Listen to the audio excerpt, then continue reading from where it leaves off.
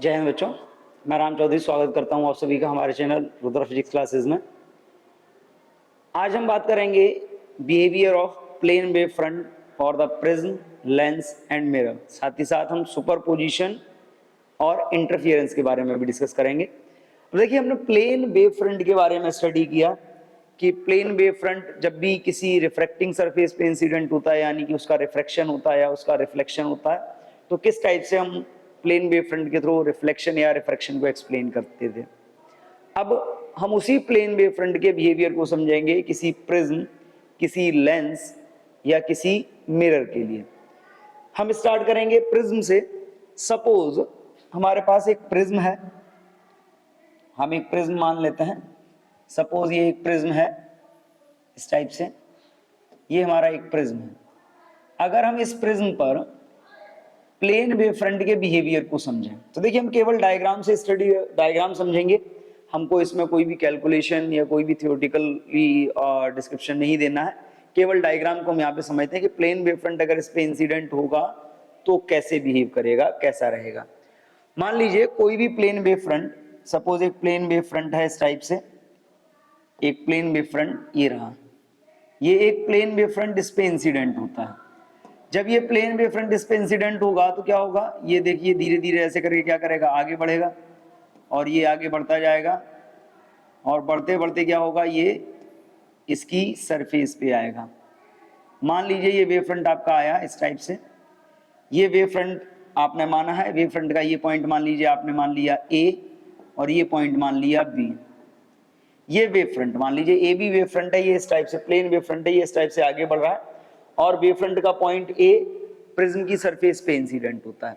अब देखिए, प्रिज्म की सरफेस पे जब ये इंसिडेंट होगा तो बाहर का मीडियम आपने पढ़ा हुआ है, बाहर का मीडियम क्या है, रेयरर है। अंदर का जो मीडियम है ये मीडियम आपका डेंसर है।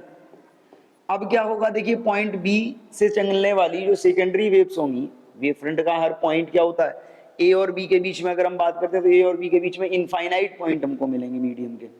तो वेव फ्रंट जब बनता है तो आपने ये भी पढ़ा है कि वेव फ्रंट का हर पार्टिकल, हर पॉइंट एक सेकेंडरी सोर्स की तरह बिहेव करता है, जिससे सेकेंडरी वेव्स निकलती हैं जो मीडियम में सेम स्पीड से ट्रेवल करती हैं। अब यहाँ पे देखिए, पॉइंट ए से निकलने वाली जो सेकेंडरी वेव्स होंगी वो किस में चलेंगी, वो डेंसर मीडियम में चलेंगी। पॉइंट बी से निकलने वाली जो वेव्स होंगी वो किस में चलेंगी, रेयरर मीडियम में चलेंगी। तो अब इस कंडीशन में देखिए क्या होगा, डेंसर मीडियम में जब ये वेव्स चलेंगी तो ये कम डिस्टेंस ट्रेवल करेंगी, रेयरर में चलेंगी तो ये ज्यादा डिस्टेंस ट्रेवल करेंगी। हम ये मान लेते हैं कि यहाँ से निकलने वाली वेव्स, सेकेंडरी वेव्स कुछ इस टाइप से चलती हैं और ये सेकेंडरी वेव्स चलेंगी और मान लीजिए ये सेकेंडरी वेव्स, ये पॉइंट हमने मान लिया, ये पॉइंट हो गया आपका ए डैश। जितने टाइम में पॉइंट ए से चलने वाली सेकेंडरी वेव्स ए डैश पे पहुंचेंगी उतने ही टाइम में क्या होगा, यहां से भी चलेंगी। अब देखो यहाँ पॉइंट बी, अगर पॉइंट बी प्रिज्म पे इंसिडेंट नहीं होता तो ये रेयरर में ही चलेगा, और अगर इंसिडेंट होगा भी तो देखो मीडियम, रेयरर मीडियम की थिकनेस है वो धीरे धीरे कम होती जा रही, यानी कि रेयरर के अंदर भी क्या होगा, अगर इंसिडेंट होगा भी तो इसको बहुत कम डिस्टेंस ट्रेवल करनी पड़ेगी। इस केस में अगर हम बात करते हैं कि यहां से चलने वाली जो आपकी सेकेंडरी वेव्स हैं वो सेकेंडरी वेव्स कैसी चलेंगी, ऐसे इस टाइप से। क्लियर। अब देखिए, क्योंकि ये डेंसर में चल रही थी, डेंसर में चलने का मतलब क्या है कि ये स्लोली चल रही होंगी, ये रेयरर में चल रही थी, ये फास्टली चल रही होंगी। ये पॉइंट ए डैश था, हम क्या करते हैं पॉइंट ए डैश से बी से जो सेकेंडरी वेव्स आ रही हैं, बी से आने वाली सेकेंडरी वेव्स से हम क्या करते हैं, नॉर्मल ड्रॉ करते हैं, टेंजेंट ड्रॉ करेंगे। फिर हम इसको टेंजेंट यहाँ से ड्रॉ करेंगे तो मान लीजिए ये टेंजेंट कुछ इस टाइप से यहाँ पे आ गया। टेंजेंट जहाँ पे आ जाएगा वहां पे क्या होगा, वहां पे पॉइंट आपका बन जाएगा बी डैश, ये पॉइंट बन गया आपका बी डैश। अब देखो, जो वेव फ्रंट आपका इधर आ रहा था ए बी, वो इधर क्या हो गया, वो वेव फ्रंट आपका हो गया ए डैश बी डैश। अब यहाँ पे देखिए, ये जो आपका वेव फ्रंट है ना ए डैश बी डैश, जब इस वेव फ्रंट ए डैश बी डैश की आप बात करते हो, मान लीजिए ये वेव फ्रंट आपका आ गया ये। अब देखिए, जब इस वेव फ्रंट की आप बात करोगे, अब ये क्या होगा, ये वेव फ्रंट फिर इस टाइप से इस मीडियम में आगे बढ़ जाएगा इसी टाइप से। अब यहां पे देखो, अब अगर हम इसके लिए रे ड्रॉ करते हैं, रे ड्रॉ करते हैं दोनों वेव फ्रंट के बेस पे, तो देखिए ये लाइट रे क्या होगी, आपने पढ़ा है जो रे होती है, रे is always normal at the wave front. जो रे होती है वो वेव फ्रंट पे हमेशा कैसी होती है, नॉर्मल। तो हम नॉर्मल के हिसाब से देखते हैं, इस वेव फ्रंट के परपेंडिकुलर हम देखते हैं, इस वेव फ्रंट के परपेंडिकुलर तो ये जा रही है, क्लियर। दूसरे वेव फ्रंट की बात करते हैं, ये वेव फ्रंट था, इस वेव फ्रंट के परपेंडिकुलर ये जा रही है। दूसरे वेव फ्रंट की बात करते हैं तो अब देखो दूसरे वेव फ्रंट के परपेंडिकुलर क्या होगा, दूसरा जो वेव फ्रंट है इसके परपेंडिकुलर ये जाएगा। अब यहाँ पे देखो हम इन दोनों की अगर बात करते हैं, ये लाइट इधर आई, ये इंसिडेंट रे हो गई, ये लाइट आपकी इमरजेंट रे हो गई, इन दोनों को हम यहाँ मिला देते हैं। तो देखिए हमने भी प्रिज्म में कुछ ऐसा ही पढ़ा हुआ था जब हम रे ऑप्टिक्स की बात कर रहे थे। तो प्लेन वेव फ्रंट का अगर हम बिहेवियर समझते हैं तो प्लेन वेव फ्रंट भी सेम उसी टाइप से प्रिज्म से पास होगा जैसे हमने रे ऑप्टिक्स में देखा था। ये देखिए इंसिडेंट रे ये, और फिर ये इमरजेंट रे। तो यहाँ पे हम इन रे को इंडिकेट कर सकते हैं। ये बिहेवियर था आपका किसका, प्रिज्म का for the plane wave front. ये है आपका इमरजेंट रे। अब देखिए वेव फ्रंट के अलावा, इसका प्रिज्म के अलावा हम बात करते हैं लेंस और मिरर के बिहेवियर की। अब देखो लेंस और मिरर कैसे बिहेव करता है। अब सब आपके पास दो लेंस हैं, दो टाइप के लेंस होते हैं, एक कॉन्वेक्स और एक कॉनकेव। ऐसे ही मिरर भी दो टाइप के होते हैं, कॉन्वेक्स और कॉनकेव। हम दोनों के बिहेवियर को समझेंगे। जब कोई भी वेव फ्रंट किसी लेंस या किसी मिरर पे इंसिडेंट होता है तो लेंस और मिरर क्या करते हैं, उस वेव फ्रंट के शेप को चेंज कर देते हैं। जैसे स्फेरिकल वेव फ्रंट अगर इंसिडेंट होगा तो वो प्लेन में बदल सकता है, और अगर प्लेन इंसिडेंट होगा तो वो स्फेरिकल में बदल सकता है। हम समझते हैं कैसे।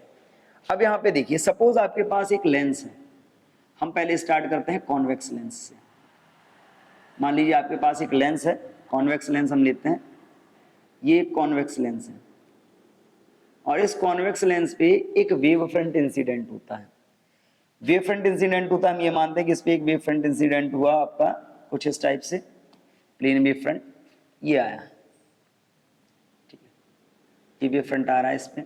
अब देखिए ये वेव फ्रंट जब इस पे इंसिडेंट होगा तो इस टाइप से चलेगा।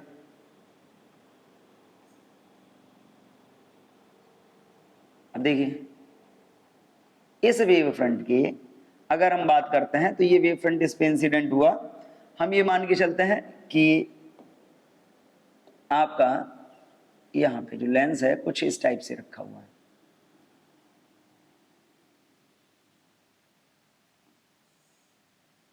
ठीक है, ये लेंस पे इस टाइप से इंसिडेंट हुआ। अब देखो इस वेव फ्रंट के हम तीन पॉइंट कंसीडर करते हैं। हम एक पॉइंट लेते हैं ये ए, ये पॉइंट बी, ये पॉइंट सी। अब यहाँ पे एक बात बड़ा क्लियर समझिए, जब ये वेव फ्रंट इस लेंस को टच करेगा तो पॉइंट सी टच करेगा, ए और बी कहां रहेंगे, एयर में। पॉइंट सी से चलने वाली जो लाइट वेव्स होंगी वो एंटर कर जाएंगी लेंस के अंदर, यानी कि डेंसर मीडियम में। सेकेंडरी वेव्स जो पॉइंट बी से चलेंगी वो कहां एंटर कर जाएंगी, डेंसर मीडियम में। अब जब ये डेंसर मीडियम में चलेंगी तो जितनी देर में ये इस सरफेस पे पहुंचेंगी उतनी ही देर में ए और सी से चलने वाली जो सेकेंडरी वेव्स होंगी वो कुछ ज्यादा डिस्टेंस ट्रेवल कर लेंगी, क्योंकि ये रेयर में चल रही हैं। ए और सी से चलने वाली जो सेकेंडरी वेव्स होंगी वो क्या करेंगी, कुछ ज्यादा डिस्टेंस ट्रेवल कर लेंगी। अब इस कंडीशन में देखो ऐसा क्यों, क्योंकि ए और सी से आने वाली जो सेकेंडरी वेव्स होंगी या तो वो लेंस में एंटर नहीं करेंगी, थ्रू आउट रेयर मीडियम में चलेंगी, और अगर एंटर करेंगी भी तो डेंसर रीजन उनको बहुत कम मिलेगा, रेयर का पोर्शन ज्यादा रहेगा, तो ये ज्यादा डिस्टेंस ट्रेवल कर लेंगी। इस केस में मान लीजिए बी से चलने वाली वेव्स आपकी बी डैश पे पहुंचती हैं, तो हम बी डैश से ए और सी से आने वाली जो सेकेंडरी वेवलेट्स हैं इन पे क्या करते हैं, टेंजेंट ड्रॉ करते हैं। जब हम इन पे टेंजेंट ड्रॉ करेंगे तो टेंजेंट ड्रॉ करने पे क्या होगा वो समझ लीजिए। यहां से आपने टेंजेंट ड्रॉ किया ये, और यहां से आपने टेंजेंट ड्रॉ किया ये, और दूसरा टेंजेंट हम ड्रॉ करेंगे इससे इस पे। तो अभी देखिए यहाँ पे थोड़ा सा वेव्स का जो शेप है वो ठीक नहीं है, हम इसको क्लियर करते हैं। शेप है देखिए,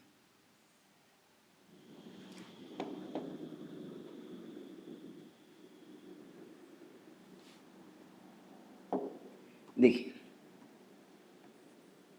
सेकेंडरी वेव्स, यहाँ से आने वाले जो शेप होगा हम यहाँ से इसके शेप को बनाएंगे। ठीक है, अब देखिए यहाँ से हम टेंजेंट अगर ड्रॉ करेंगे तो टेंजेंट ड्रॉ करने पे क्या होगा, यहाँ से मान लीजिए ये टेंजेंट आ गया। अब इस टेंजेंट के केस में देखो ये पॉइंट आपका बनेगा ए डैश, ये पॉइंट बनेगा आपका सी डैश। हम ए डैश, बी डैश और सी डैश तीनों को ज्वाइन करती हुई एक कॉमन टेंजेंशियल सरफेस अगर ड्रॉ करेंगे तो ये क्या हो जाएगा, कॉमन टेंजेंशियल सरफेस जो आएगी वो कुछ ऐसी आएगी आपकी। क्लियर? अब देखो कॉमन टेंजेंशियल सरफेस आपकी ऐसी आ रही, यानी कि जो आपका प्लेन वेव फ्रंट इस लेंस पे इंसिडेंट हुआ था वो प्लेन वेव फ्रंट लेंस से क्रॉस होने के बाद, लेंस से पास होने के बाद वो प्लेन वेव फ्रंट आपका किस में बदल गया, स्फेरिकल वेव फ्रंट में। अब यहाँ पे देखो जो स्फेरिकल वेव फ्रंट है, अब वेव फ्रंट आपसे ये भी पूछा जा सकता है ये कन्वर्जिंग होगा या डाइवर्जिंग, तो सिंपल सी बात है हम वेव रे ड्रॉ करके देखते हैं। रे ड्रॉ करेंगे तो क्या होगा, देखिए लाइट रे क्या होती है, परपेंडिकुलर होती है at the wave front, normal. Clear? और अगर हम इसकी बात करते हैं, इस पे देखो, इस पे भी क्या होगा, जब हम नॉर्मल ड्रॉ करेंगे तो ये आ गई। क्लियर?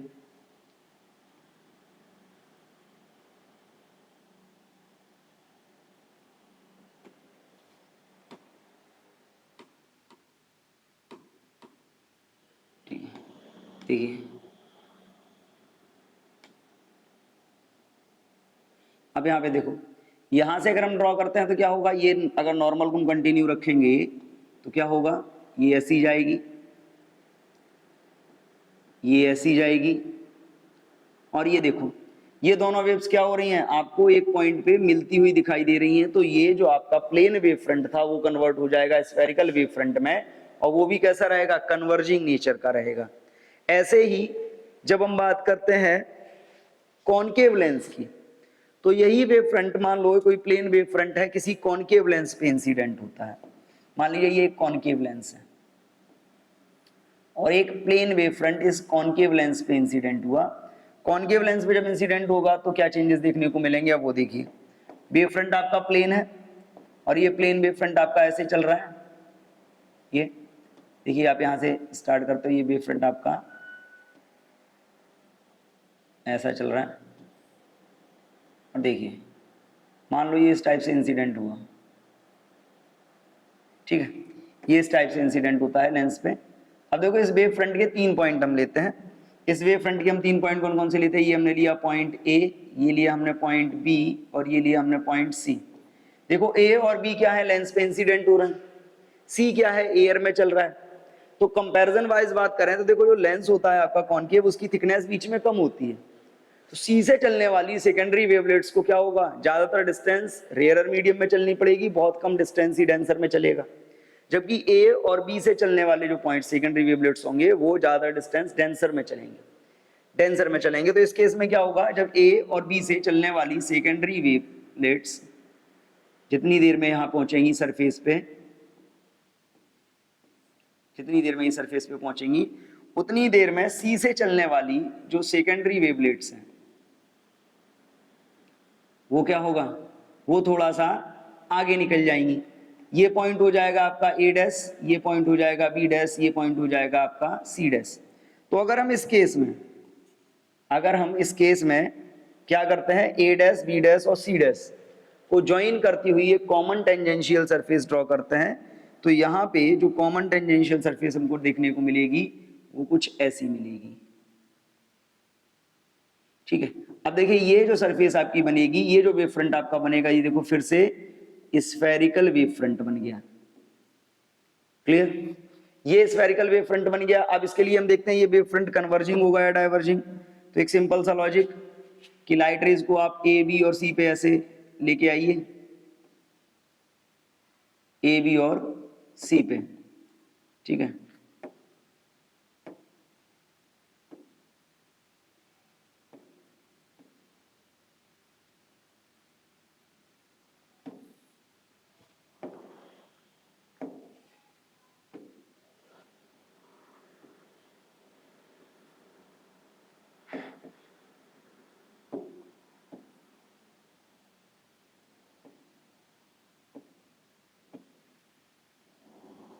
अब देखो ये, अब यहां से देखो ये जो लाइट रेज होंगी after the refraction through lens, ये लाइट रेज कैसी होंगी, रहेंगी तो नॉर्मली वेव फ्रंट के, जब वेव फ्रंट के नॉर्मल रहेंगी तो देखो ये वाली लाइट रे ऐसी जाएगी नॉर्मल, और यहाँ से देखते हैं तो ये लाइट रे देखो ऐसी जा रही है। तो अगर हम इसमें बात करें तो ये लाइट रेज देखिए डाइवर्ज होती हमें दिखाई दे रही है। तो यहाँ पे जो आपको नेचर दिखाई देगा, यहाँ पे प्लेन वेव फ्रंट क्या हो जाएगा, स्फेरिकल में बदल जाएगा और कन्वर्जिंग नेचर का होगा, और ये डाइवर्जिंग नेचर का होगा। क्लियर। इसी टाइप से हम बात करें तो जो आपका वेव फ्रंट है वो जब किसी मिरर पे इंसिडेंट होता है तो मिरर से भी सेम टाइप्स से बिहेव करता है, मिरर से पर इंसिडेंट होने पर भी उसका बिहेवियर सेम रहेगा। यानी कि मिरर पर भी जब इंसिडेंट होगा तो ही वो प्लेन वेव फ्रंट आपका स्फेरिकल वेव फ्रंट में कन्वर्ट हो जाएगा। कॉन्वेक्स और कॉनकेव दोनों की कंडीशंस अलग अलग रहेंगी। जैसे हम स्टार्ट करते हैं कॉनकेव से, मान लीजिए ये कॉनकेव मिरर है, एक प्लेन वेव फ्रंट इंसिडेंट हुआ इस पे कुछ इस टाइप से, ये एक प्लेन वेव फ्रंट है, यहां से चला और ये प्लेन वेव फ्रंट क्या होगा, इंसिडेंट होगा इस पे,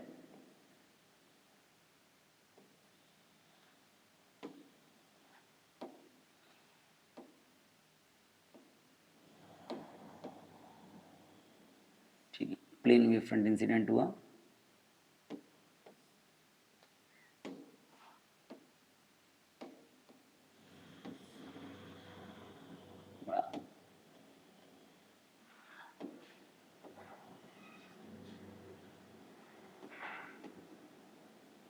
ये मान लीजिए इस टाइप से आ गया ये वेव फ्रंट। क्लियर। अब देखिए ये वेव फ्रंट इस टाइप से आ गया, इस वेव फ्रंट में हम सेम 3 पॉइंट्स कंसीडर करेंगे, ये ए, ये बी और ये ले लिया सी। देखिए पॉइंट ए और पॉइंट बी तो इंसिडेंट हो जाएंगे मिरर पे, पॉइंट ए और पॉइंट बी मिरर पे इंसिडेंट हो जाएंगे, बट सी कहाँ रहेगा, अभी एयर में रहेगा। सी जब एयर में रहेगा तो मतलब पॉइंट ए और पॉइंट बी से चलने वाली जो वेव हैं, सेकेंडरी वेवलेट्स हैं, वो रिफ्लेक्ट होके पहले चलने लगेंगी। क्लियर। ये रिफ्लेक्ट होके पहले चलने लगेंगी, और जब यहां से चलने वाली वेव्स रिफ्लेक्ट होके पहले चलने लगेंगी तो इस केस में क्या होगा, ये मान लीजिए ए से चलने वाली, ये मान लीजिए आपकी वी से चलने वाली, सी से चलने वाली क्या होंगी, पहले टकराएंगी, टकराने के बाद फिर क्या होगा, बाद में चलेंगी। तो क्या होगा, सी से चलने वाली जो वेव्स होंगी वो थोड़ी सी पीछे रह जाएंगी, क्योंकि उनको पहले थोड़ा सा एयर में चलना पड़ेगा, उसके बाद वो दोबारा से रिफ्लेक्ट होके आएंगी। तो देखो ए जब ए डैश पे होगा, बी जब बी डैश पे होगा, तो मान लीजिए सी आपका यहाँ कहीं सी डैश पे होगा, हम यहाँ मान लेते हैं ये पॉइंट हो गया आपका सी डैश। अगर हम इनको ज्वाइन करता हुआ wave common tangential surface draw करते हैं तो कुछ ऐसा आएगा। देखो अब यहाँ पे देखो ये प्लेन वेव फ्रंट जा रहा था, रिफ्लेक्ट हुआ, रिफ्लेक्ट होने के बाद ये फिर से किस में कन्वर्ट हो गया, स्फेरिकल वेव फ्रंट में कन्वर्ट हो गया। और अगर हम इसके लिए बात करते हैं कि कन्वर्जिंग होगा या डाइवर्जिंग, तो बड़ा क्लियरली हम देख सकते हैं कि एक लाइट रे हम ऐसा ड्रॉ करते हैं, एक लाइट रे हम ऐसा ड्रॉ करेंगे, और रिफ्लेक्शन के बाद देखिए, रिफ्लेक्शन के बाद ये आपको इधर इसके नॉर्मल और ये इसके नॉर्मल इधर, ये कैसा दिखाई दे रहा है, कन्वर्जिंग दिखाई दे रहा है। ऐसे ही जब ये कॉन्वेक्स मिरर पे इंसिडेंट होगा तो ये डाइवर्जिंग बनेगा, सेम बिहेवियर रहता है। तो कॉमनली हमने ये समझ लिया कि प्रिज्म से जब या लेंस से या मिरर से कोई भी प्लेन वेव फ्रंट पास होता है तो ये ठीक उसी टाइप से बिहेव करता है जैसा हमने रे ऑप्टिक्स में पढ़ा हुआ है। क्लियर। चलते हैं नेक्स्ट टॉपिक पे। नेक्स्ट अब हम बात करेंगे सुपरपोजिशन प्रिंसिपल। अब देखिए सुपरपोजिशन प्रिंसिपल क्या होता है। हमने स्टडी किया वेव्स को, वेव्स के बारे में हमने क्या पढ़ा, सिंपली जब हम बात करते हैं वेव की, वेव का मतलब होता है propagation of energy in any medium in the form of vibration. जब एनर्जी वाइब्रेशंस के फॉर्म में प्रोपेगेट करती है from one place to another, that is called the wave. अब मान लीजिए किसी मीडियम में दो वेव एक साथ चलने लगती हैं, ऑलमोस्ट सेम फ्रीक्वेंसी की। अगर किसी मीडियम में सेम फ्रीक्वेंसी की दो वेव जब एक साथ ट्रेवल करती हैं तो क्या होता है, जब सेम फ्रीक्वेंसी की दो वेव किसी भी मीडियम में एक साथ ट्रेवल करती हैं, then they will superimpose. Superimpose का मतलब है सिंपली हम कह सकते हैं वो क्या होते हैं, मर्ज हो जाती हैं। और जब वो मर्ज हो जाती हैं तो मर्ज होने के बाद क्या होता है कि मीडियम के जो पार्टिकल्स हैं उनका जो एम्पलीट्यूड है वो चेंज हो जाता है, वो बढ़ जाता है। This is called the superposition. For example कि मान लीजिए दो वेव्स हैं, अलग अलग हम दो वेव्स की बात करते हैं। एक वेव मीडियम में ट्रेवल कर रही है इस टाइप से, ठीक है, इसका जो डिस्प्लेसमेंट है या एम्पलीट्यूड है वो a1 है, या मान लीजिए डिस्प्लेस ये आपका हो गया y, ये t। दूसरी वेव मीडियम में चल रही है कुछ इस टाइप से, और दूसरी वेव के बारे में हम क्या कर बताते हैं, फ्रीक्वेंसी तो सेम है, इसकी फ्रीक्वेंसी क्या है, सेम है, बट मीडियम में जो इसका एम्पलीट्यूड है वो अलग है। और ये दोनों वेव्स जब मीडियम में एक साथ एक ही डायरेक्शन में ट्रेवल करती हैं तो होता क्या, ये दोनों वेव्स आपस में मर्ज हो जाती हैं। और इनके मर्जर से क्या होता है कि जो मीडियम पार्टिकल्स है, देखो ये वेव जाएगी तो भी मीडियम पार्टिकल वाइब्रेट करेंगे, ये वेव जाएगी तो भी मीडियम पार्टिकल वाइब्रेट करेंगे। दोनों ही कंडीशंस में जब वेव एक साथ ट्रेवल, मतलब दोनों ही वेव जब एक साथ ट्रेवल करती हैं सेम फ्रीक्वेंसी की, तो मर्ज होती है, और एज मर्जर रिजल्ट जो इनका होता है उससे क्या होता है, मीडियम के पार्टिकल्स का वाइब्रेशन तेज हो जाता है। या हम यूं कहें कि मीडियम पार्टिकल्स का जो डिस्प्लेसमेंट है, रिजल्टेंट डिस्प्लेसमेंट है, वो चेंज हो जाता है। This is called the superposition of wave. This is called the superposition of wave. और देखिए सुपरपोजिशन आपका दो टाइप का होता है। सुपरपोजिशन दो टाइप से हो सकता है, एक हो सकता है आपका कंस्ट्रक्टिव सुपरपोजिशन, एक होता है आपका कंस्ट्रक्टिव सुपरपोजिशन, और एक होता है आपका डिस्ट्रक्टिव सुपरपोजिशन।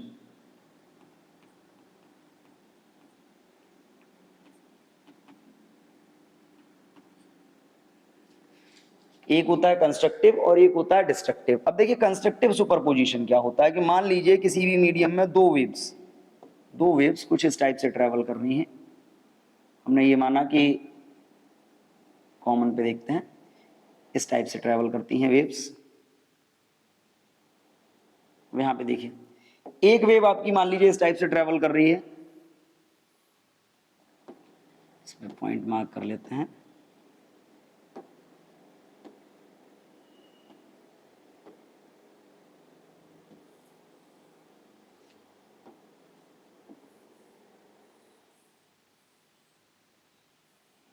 ठीक है, और दूसरी वेव मान लीजिए आपकी कुछ इस टाइप से चल रही है।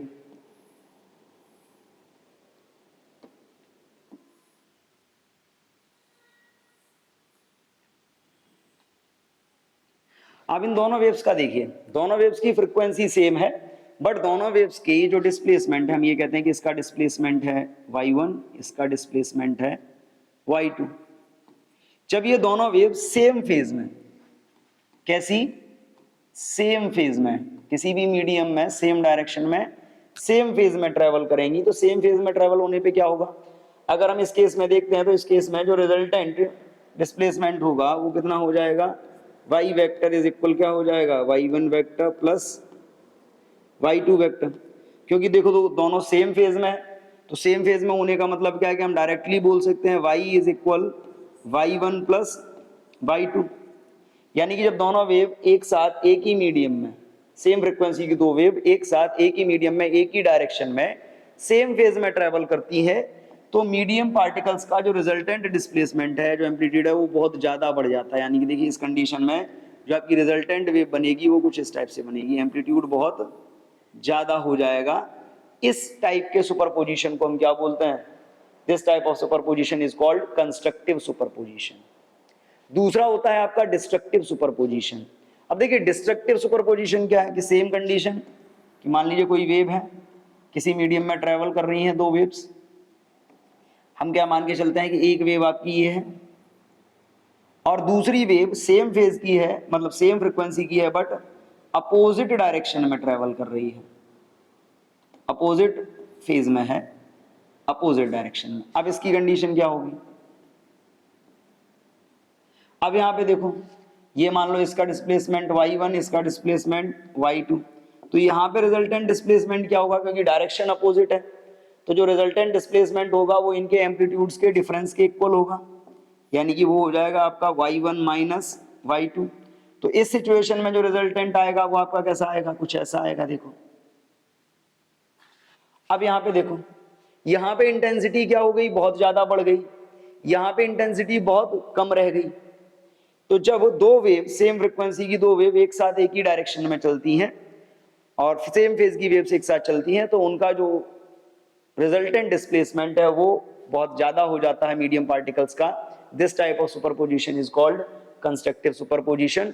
सेकंड होता है आपका डिस्ट्रक्टिव सुपरपोजिशन, यानी कि जब अपोजिट फेज में एक साथ चलती हैं मीडियम में, तो जो रिजल्टेंट डिस्प्लेसमेंट है वो काफी कम हो जाता है, that is called the destructive superposition. Clear?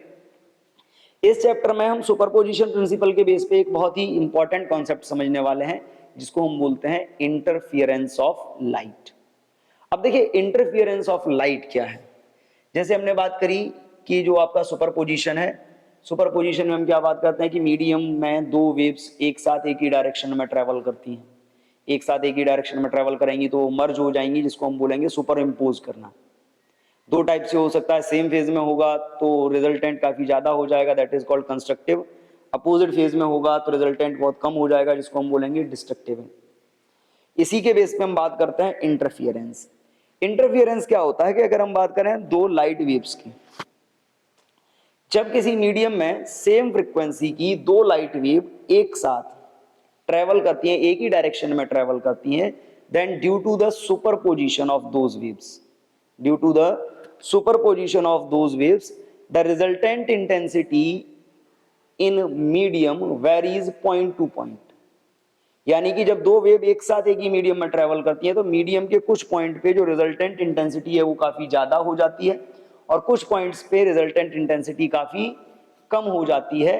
This type of redistribution of light intensity in the medium is called interference. तो सिंपली हम क्या लिख सकते हैं, when two light waves, when two light waves of same frequency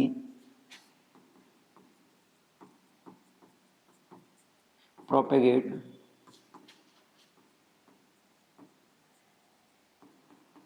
in same medium, same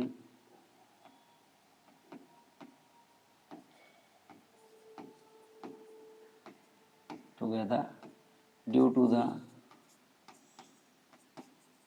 the superposition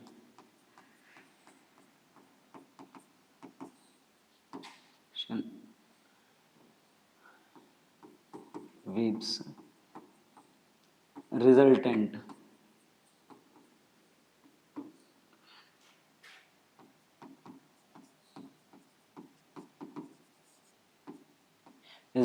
intensity at some points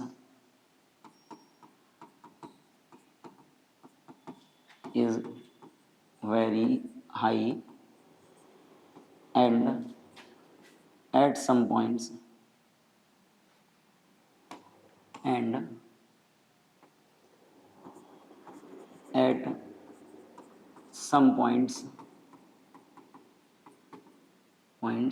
intensity is very low.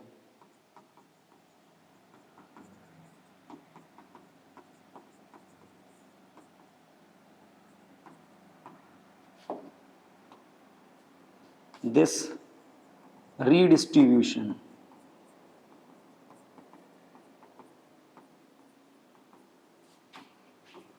of light intensity is called interference. Clear? यानी कि जब दो same frequency की light wave किसी भी medium में एक साथ ट्रेवल करती हैं तो उनके सुपरपोजिशन से क्या होता है, मीडियम के कुछ पॉइंट पे रिजल्टेंट इंटेंसिटी काफी ज्यादा हो जाती है और कुछ पॉइंट्स पे रिजल्टेंट इंटेंसिटी काफी कम हो जाती है। तो ये जो इंटेंसिटी का रीडिस्ट्रीब्यूशन होता है due to the superposition, this is called the interference. ऐसा होता क्यों है? रीजन सेम वही है कि दो वेव जब सेम फेज में मिल जाती हैं तो रिजल्टेंट इंटेंसिटी काफी हाई हो जाती है और जब वो अपोजिट फेज में मिलते हैं तो रिजल्टेंट इंटेंसिटी काफी लो हो जाती है।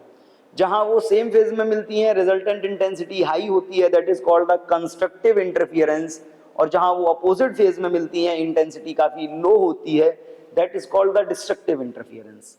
क्लियर? अब देखिए जब हम बात इंटरफियरेंस की कर रहे हैं तो इंटरफियरेंस को समझने के लिए जो एक्सपेरिमेंटल रिप्रेजेंटेशन है इंटरफियरेंस का वो किया था सर थॉमस यंग ने, जिसको हम बोलते हैं यंग्स डबल स्लिट एक्सपेरिमेंट।